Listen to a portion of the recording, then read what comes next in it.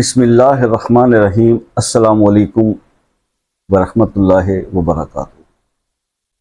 دوستو، پیش خدمت ہے نصیب کے بند تالے کھولنے کے لیے اسماء الحسنہ کا یہ وظیفہ۔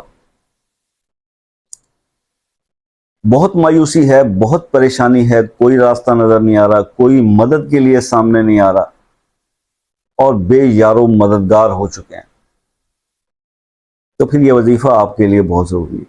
اس کو سننا، اس ویڈیو کو پورا دیکھنا اور اس پہ عمل کرنا، اگر آپ اپنی ان پریشانیوں میں سے باہر نکلنا چاہتے ہیں۔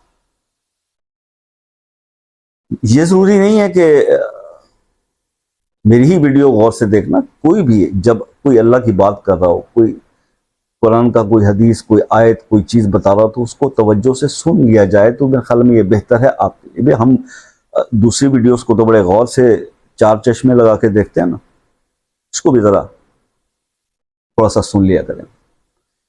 پریشانی میں پریشان ہو جانا، پریشانی آتی ہے، پریشانیاں ہر انسان پہ آتی ہیں۔ اور ایک بات بتاؤں، وہ جی ہم تو ویسے ہی بہت گناہ گار ہیں نا۔ اچھا، اللہ کی جتنا انسان قریب ہوتا ہے نا، جتنا نیکی کی راہ پہ ہوتا ہے، جتنا اللہ کے قریب ہوتا ہے، جتنا نیکیاں پرفارم کر رہا ہوتا ہے، اس پر پریشانیاں اتنی زیادہ آتی ہیں،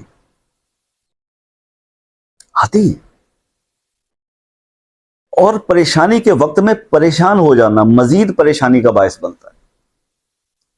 ہوتا کیا ہے نا کہ جب ہم پہ کوئی پرابلم آتا ہے نا، کوئی مشکل اچانک سے سر پہ آ جاتی ہے، ویسے اچانک سے بہت کم ہی ایسا ہوتا ہے کہ کوئی مشکل سر پہ آئے، یا حادثات تو ہو سکتے ہیں، لیکن یہ جو مالی مسائل ہیں نا، یہ ایک دم سے نہیں ہوتے ہیں۔ یہ ڈکلائن شروع ہو جاتا ہے بندے کا، اور اس کو پتہ نہیں چلتا۔ پتہ اس وقت چلتا ہے جب سب کچھ ہاتھ سے نکل جاتا ہے، اس وقت بھی انسان نہیں سنبھلتا۔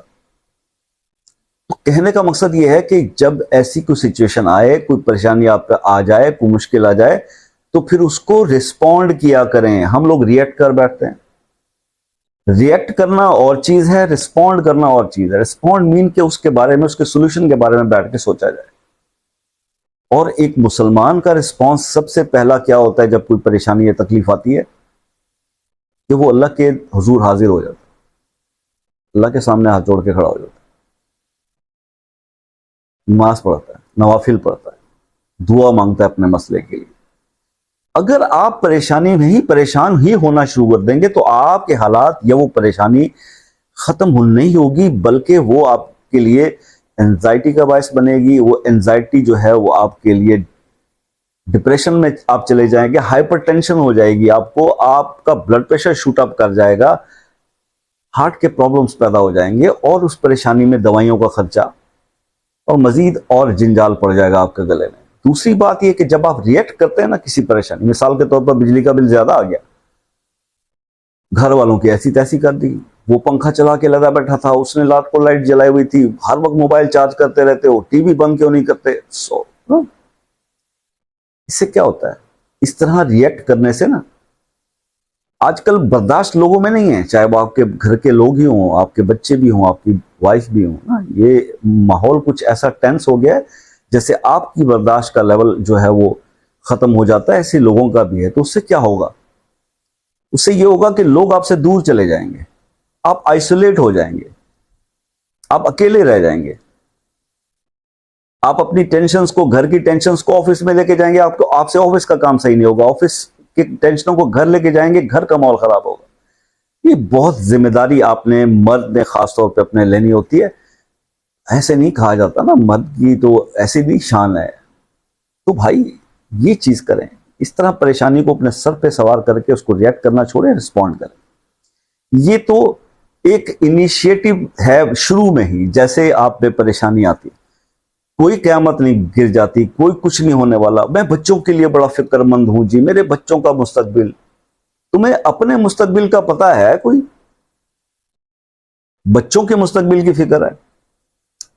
بھائی لیٹ سپوز 40 سے 50 کی ایج کے لوگ ہوتے ہیں جو بچوں کے مستقبل کے لیے اب سوچ رہے ہوتے ہیں، ان کی پڑھائیاں مکمل ہوں گی، پھر ان کی شادیاں، پھر یہ اور وہ ہے جی۔ تو ان سے صرف میرا ایک سوال ہے کہ ان کے مستقبل کی تو تم فکر کر رہے ہو، تم اس سے زیادہ فکر اپنے مستقبل کی کر لو، کیونکہ اللہ تو سب کا پالنے والا ہے، وہ رزاق ہے، اس نے سب کچھ بندوبست کیے ہوئے ہیں۔ تمہارے ہونے یا نہ ہونے سے فرق کوئی بھی نہیں پڑتا. یعنی آج خدا نہ خواستہ کوئی بندہ فوت ہو جائے نا، تو 3 گھنٹے کے بعد اس کے چاہنے والے جو اس کے ساتھ بڑی محبت رکھتے ہیں نا، وہ کھانے کی پلیٹ میں بوٹیوں پہ لڑ رہے ہوتے ہیں. بس یہ حقیقت ہے بندے تیری. اور تم سوچ کر یہ اپنی جان کو ہلکان کیے جا رہے ہو کہ میرے بچوں کا مستقبل کیا ہوگا. میں نے کئی یتیم بچوں کو دیکھا ہے جن کے مستقبل ان بچوں سے زیادہ اللہ نے اچھے بنائے اور زیادہ ان کو اسٹیبلش کیا جن کے والدین زندہ رہے. ایسی بہت ساری ایگزامپلس ہمارے ارد گرد موجود ہیں. تو بھائی ایسا کرنے سے کچھ بھی نہیں ہوگا. میرے بچے کی شادی نہیں ہو رہی، میری بیٹی کی شادی نہیں ہو رہی، عمر نکلی جا رہی ہے، سو وٹ، تمہارے پریشان ہونے سے ہو جائے گی. الٹا تم لوگ بیمار ہو جاؤ گے تو تمہارے بیماریوں کا جو ایکسپینس ہے وہ بھی اولاد پہ پڑے گا. تو وہ یہ کہیں گے اس بابے کو بی کو کسی ایک طرف کرو، یہ تو اور گلے میں پڑ گیا صاحب. اپنی فکر کریں، اپنی آخرت کی فکر کریں. جب آپ اپنی آخرت کی فکر میں پڑ جائیں گے نا، تو آپ یقین کریں کہ آپ کے یہ مسائل خود بخود حل ہو جائیں گے، خود بخود ہی حل ہو جائیں گے. جس کو آپ بہت بڑا ایک ہائپ آپ نے کریٹ کی ہوئی ہے نا، بہت بڑی ہائپ، کہ بس بڑے مسائل ہیں، بس میں یہ وظیفہ کروں گی تو میں یہ ہو جائے گا، یا میں یہ کر لوں گا، میں نے یہ چلہ کاٹ لینا ہے. تو آپ چاہے الٹے بھی لٹک جاؤ یار. جب تک آپ اپنی آخرت کی فکر نہیں کرو گے، اس راستے پہ نہیں چلو گے جو اللہ اور اس کے رسول کا بتایا ہوا ہے، آپ کے پرابلم سالو نہیں ہونے والے. دنیا کے پرابلم آٹومیٹکلی سالو ہو جاتے ہیں جب انسان اپنی آخرت کی فکر کر لیتا ہے. ہمارا مسئلہ یہ ہے کہ ہم نے آخرت کو رکھا ہوا پسے پشت، کہ جیسے یہ مقام یا موقع تو آنا ہی نہیں ہے، بس دنیا کے مسائل ہیں جس کے لیے ہم مرے جا رہے ہیں. تو یہ ایک تھوڑی سی نصیحت کی بات تھی. جن لوگوں کو پسند ہے وہ اپریشیٹ کر دیا کریں، جنہیں نہیں پسند تو یار کائنڈلی سکپ کر دیا کریں، کوئی اور چینل دیکھ لیا کریں. میں تو ایسا ہی ہوں. میں جب تک اپنے دوستوں کو، جو مجھے چاہنے والے ہیں، سبسکرائبر ہیں، اگر میں یہ دل کی بات، یہ 4 باتیں یہ نہ کروں، مجھے سکون نہیں ملتا کہ میں بس 1 منٹ 2 منٹ کا وظیفہ بتا کے نہیں. میرے دل کے میرے دروازے آپ کے لیے کھلے ہیں. میں ہر بندے کا 1 گھنٹہ لوگ مجھ سے اپنے معاملات ڈسکس کرتے ہیں، 2 گھنٹے کال کر کے بتاتے ہیں. میں نے کبھی کسی بندے کو مایوس نہیں کیا کہ میں اس کی کال کاٹ دی ہوں، مجھے بہت کام ہے، بڑا مصروف ہوں. یار اگر کوئی آپ کو اس قابل سمجھتا ہے، وہ آپ سے بات کرتا ہے، آپ اس کا دکھ سن لو، شاید اس کا دل ہلکا ہو جائے. یہ احساس نہیں ہے آج کل کے لوگوں میں. لوگ کہتے ہیں شاہ صاحب جب آپ بھی وائرل ہو گئے، آپ بڑے یوٹیوبر بن گئے تو آپ بدل جائیں گے. میں اللہ سے دعا کرتا ہوں کہ اگر ایسا دن آئے تو آپ اللہ تعالیٰ مجھے بالکل وائرل نہ کریں، مجھے ایسے رہنے دیں، تاکہ میں اپنے دوستوں سے، اپنے یہ اللہ کی مخلوق کا دکھ سن کے اگر ان کو سکون ملتا ہے اور وہ مجھے دعا کر دیتے ہیں، اس سے بڑی نیکی میں نہیں سمجھ سکتا مجھ سے کوئی اور ہو سکتی ہے. میں اپنے آپ کو بڑا خوش قسمت سمجھتا ہوں اس معاملے میں. خیر اب آتے ہیں وظیفے کی طرف. بات کافی ہو گئی، پھر لوگ ٹائم لکھنا شروع کر دیتے ہیں بھیجتے ہوئے، 6 منٹ کے 7 منٹ کے 7.5 منٹ کے بعد آپ نے وظیفہ بتایا، 8ویں منٹ میں وظیفہ بتایا. چلیں جب بھی بتایا یار بتا تو دیا نا. یہ ایک تسبیح میں آپ کو بتا رہا ہوں، یا مالکو یا وہابو یا رزاقو، یا مالکو یا وہابو یا رزاقو.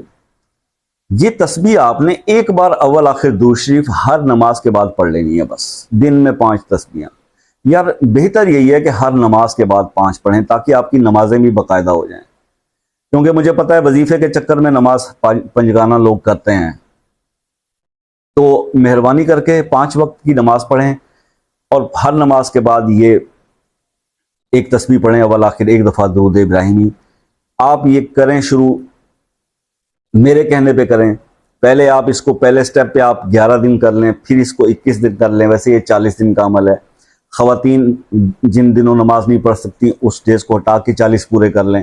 اور اگر آپ کو فائدہ ہوتا ہے اور یہ زبان پہ ہلکا چڑھ جاتا ہے، اور اس کے پڑھنے سے آپ کے حالات، آپ کی قسمت کے تالے کھل جاتے ہیں، بن نصیب چمک جاتا ہے، تو پھر مجھے کوئی وجہ نظر نہیں آتی کہ آپ اس سے ڈسکنٹینیو کر دیں. اسے کنٹینیو رکھیں، لائف ٹائم کنٹینیو رکھیں، کچھ نہیں ہوتا، کوئی پرابلم نہیں ہے. آئی ہوپ کہ آپ کو وظیفہ پسند آیا ہوگا. دعاؤں میں یاد رکھیے گا. ملتے ہیں نیکسٹ ویڈیو میں، تب تک کے لیے اجازت دیجیے. اللہ حافظ.